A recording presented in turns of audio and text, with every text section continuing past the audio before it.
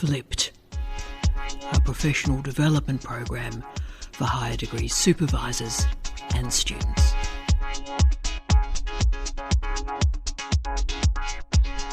Hello, I'm Brabazon, and welcome to this flipped higher degree professional development session for our PhD and Research Masters students at Charles Darwin University. All relationships in life can be simple, they can be complex, and all relationships change. The doctoral student and supervisory relationship is so complex, it's so vexed, because so much is at stake for both parties. And it's my job today to be really precise about what is at stake.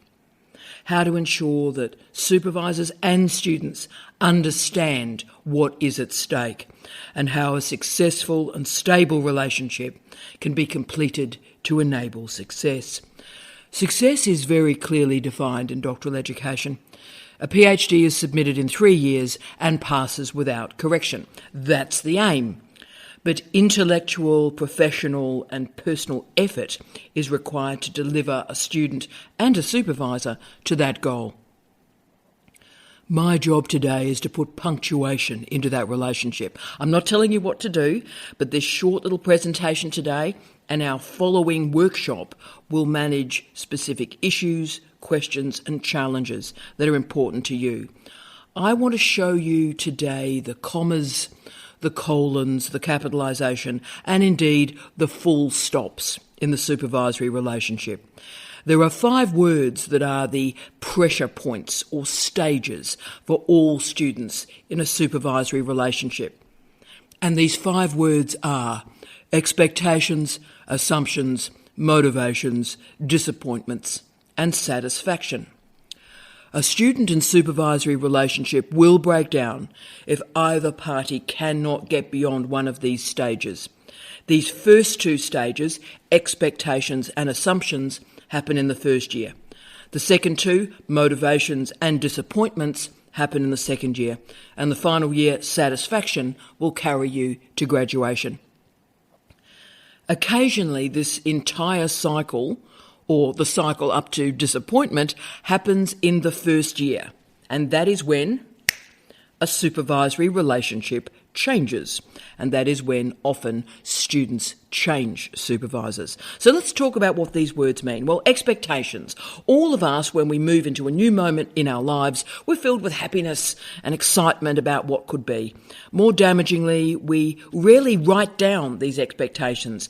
We become lost in words like happiness and joy and love and success, and we never take that word and walk around with it a bit, define it and describe it. And it is the same in a doctoral program. We're so excited by the opportunity and proud that we got in, and so thrilled that we're about to become a doctor after spending 3 years looking at something that really interests us. But because we've never done a doctorate before, our expectations have absolutely no grounding in any form of reality. So, and here is where we get to some damaging expectations. We expect a PhD to be like a master's or an honours degree, just a bit bigger.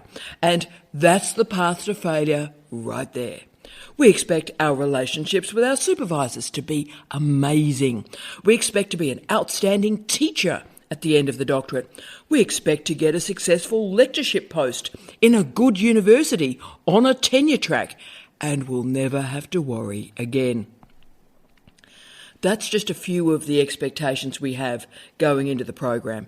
Now, none of them are true, none of them are real, and none of them are going to happen.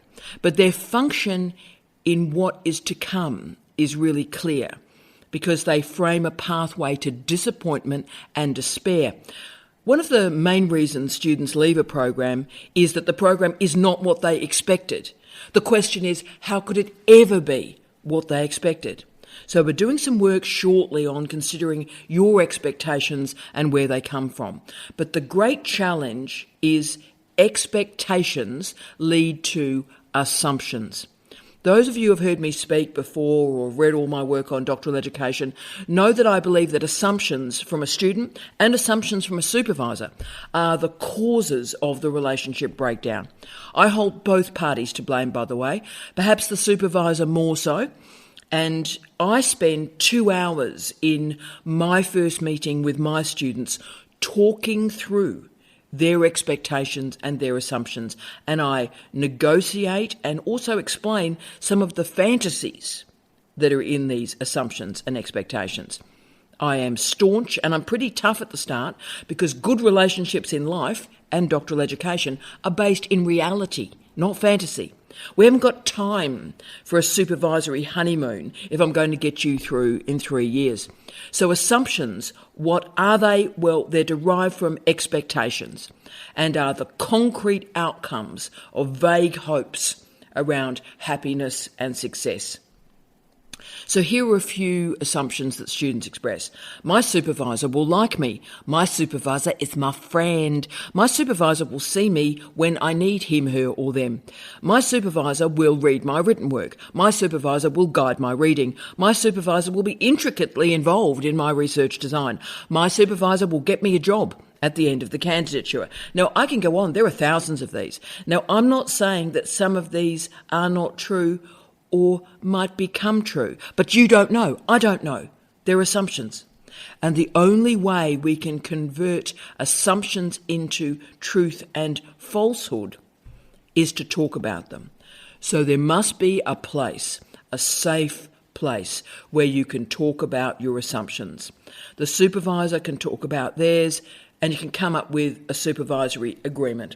And look, they are called supervisory agreements. Most universities have them. At CDU, we have a supervisory charter. These are formal words to describe the student and supervisor sitting down and talking about their assumptions. Do you want to know a few of the supervisory assumptions? And this will be important when we talk about disappointment in a sec. But supervisors have assumptions like students will attend a meeting on time, they will read widely, they will read deeply, they will write frequently and well, they will maintain deadlines, they will be responsible for their own work, and they won't blame and complain at others or about others. Now, that's a few. Now, their assumptions too, they're not true. So this is what's happening when we have assumptions and you don't reach them. Assess yourself against that list. And once the assumptions are negotiated between the supervisor and the student, or they're not, we're left with motivation, or its demon binary partner, procrastination. When confronted with the reality of completing a PhD for the student and supervisor, some really negative emotions can saturate the relationship because reality is like that.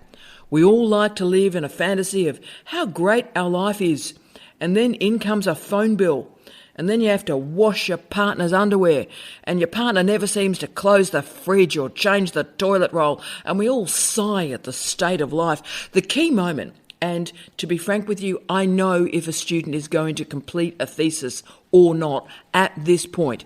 The key moment is if they can understand the reality of their supervisor's context, and build a truthful and real supervisory relationship. If the student can pull their head up, get their shoulders back, and get on with it, and they can see the good in it, they know what their supervisor can give them, what they're good at, and what their supervisor can't give them and they can't do. And you accept the positive and the negative with gratitude, and then you push on with motivation, direction, and focus to finish the thing.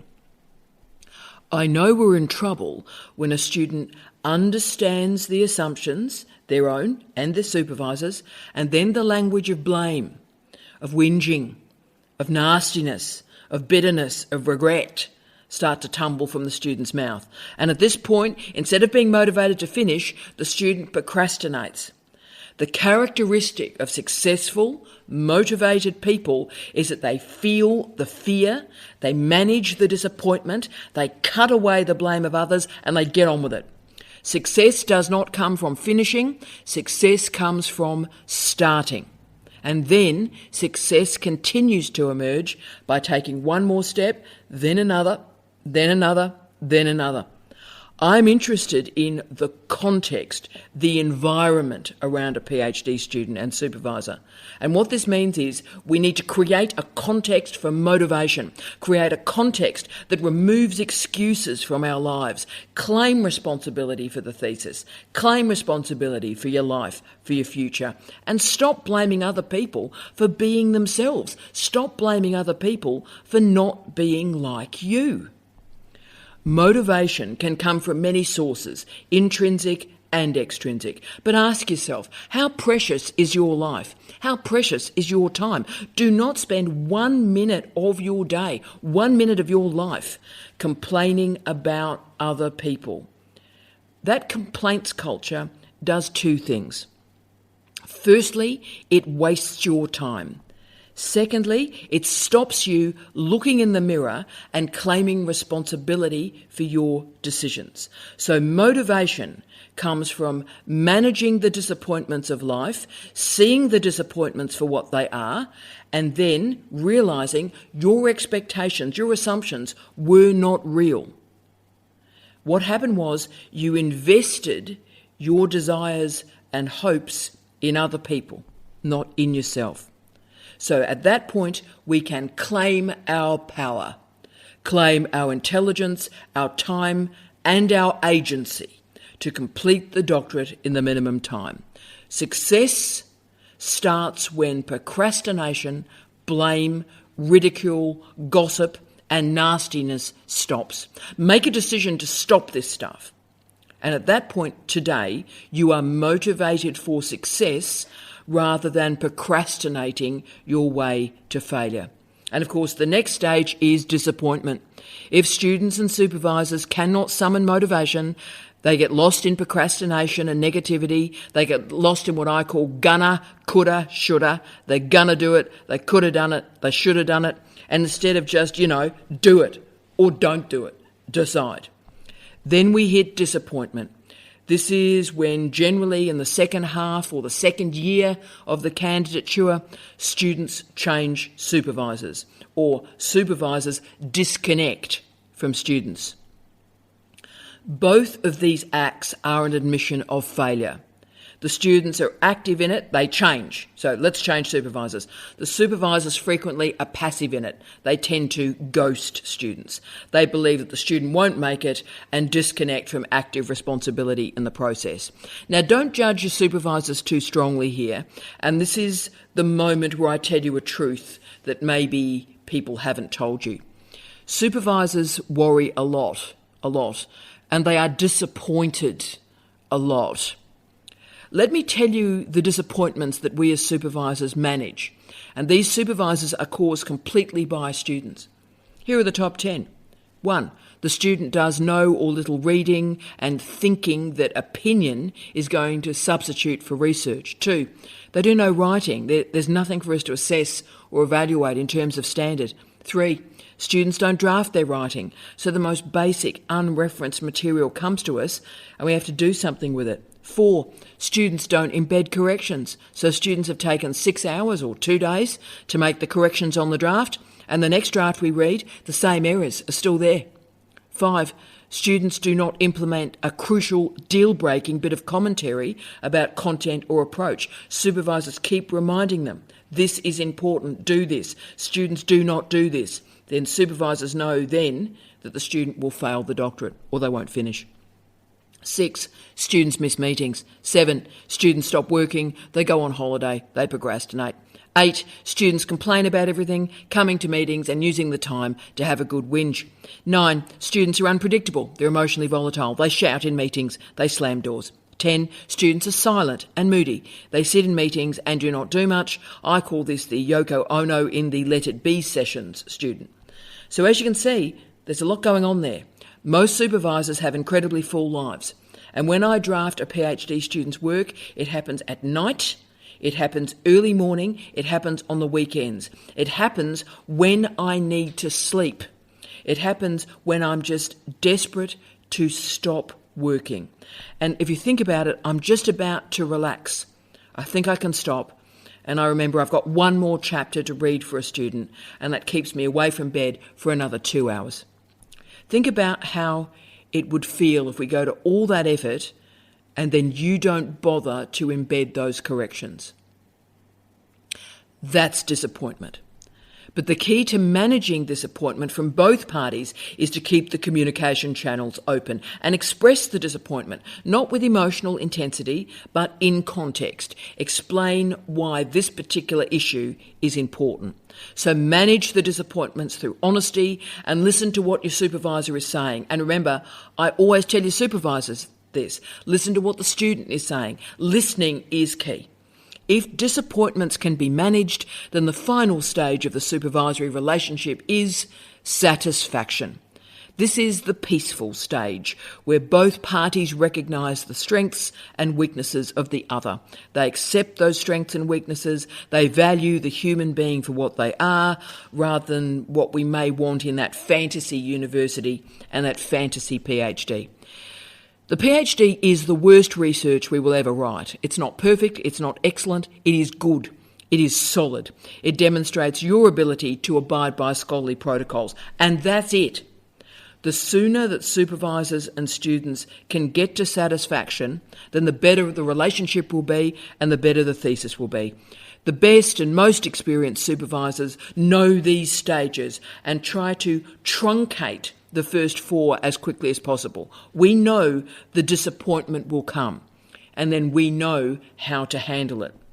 Satisfaction is knowing there will be good days, there'll be bad days, and your supervisor will have weeks when they are exhausted and may not even get to your draft because they haven't seen their own family. They are so shattered. So we all need to be cool with that. That's real. That's the context. Your supervisor will ask you how you are feeling and guide you through those motivation and success arcs. And the doctorate will be finished and it will be submitted. As most of you know, I'm an enormous fan of Peter Capaldi, and although he's played some of the landmark roles in screen culture, if you think about Local Hero, The Thick of It, and Doctor Who, to name a few, he's confronted a lot of challenges as well. He didn't make it into drama school, and there were some pretty bleak years there. But a great life is punctuated by how we manage disappointment, rather than how we enjoy success. And Peter Capaldi's great statement about life, and he only makes a few of them, is, quote, "Worrying that you are crap is a waste of time. Worrying that you can't do it is a waste of time. Worrying that you failed is a waste of time. No one cares. Get on with it." End of quote. If you worry, if you feel failure, if you assume the world is talking about you and cares about you, you are wrong. And you'll fail the doctorate because you won't finish it.